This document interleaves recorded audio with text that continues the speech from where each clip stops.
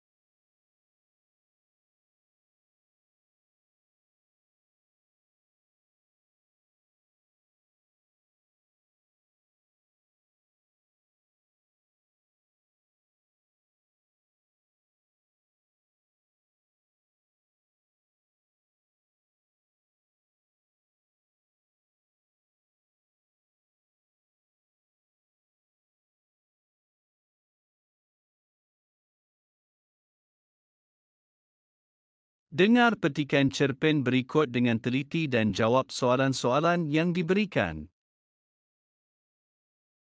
Pusaran.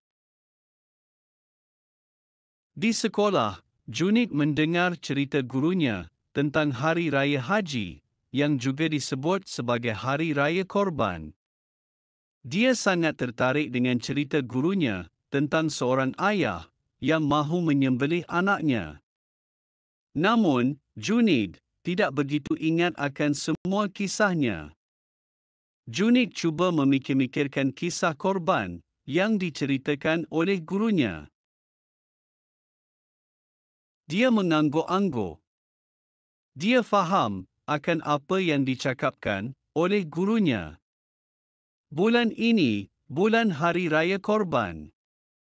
Junid akan meminta ayahnya untuk membeli baju baharu. Meminta ayahnya membeli kasut baharu. Meminta emaknya membuat kuih. Meminta segala-galanya. Waktu Junid berjalan pulang pun, dia masih memikirkan baju dan kasut. Memikirkan kuih dan gulai. Alangkah girangnya. Alangkah. Pusaran. Junid menyeru kawannya ketika dia tidak melihatnya di dalam kandang dan di luar. Pusaran. Pusaran. Serunya lagi lebih kuat. Matanya melihat sekitar. Dia melangkah ke tepi sawah yang berhampiran dengan rumahnya. Melihat ke tengah padang di pinggiran. Dia tidak melihat wajah pusaran. Anda diberikan masa selama 30 saat untuk menyemak jawapan.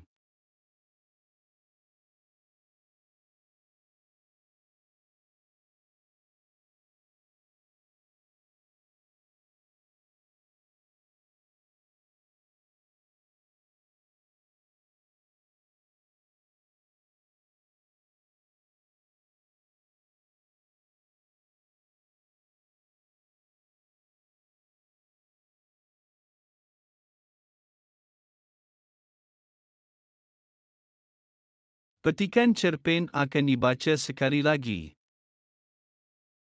Anda diberikan masa selama 1 minit untuk membaca soalan.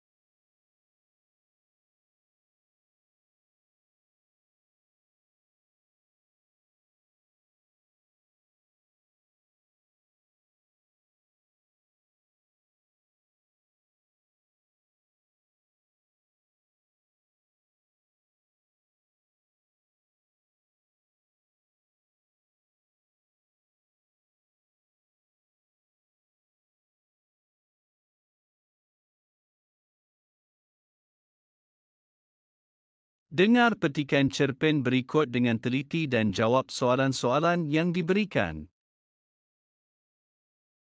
Pusaran. Di sekolah, Junid mendengar cerita gurunya tentang Hari Raya Haji, yang juga disebut sebagai Hari Raya Korban. Dia sangat tertarik dengan cerita gurunya tentang seorang ayah yang mahu menyembelih anaknya.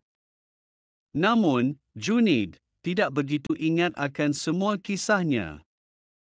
Junid cuba memikir-mikirkan kisah korban yang diceritakan oleh gurunya. Dia mengangguk-angguk. Dia faham akan apa yang dicakapkan oleh gurunya.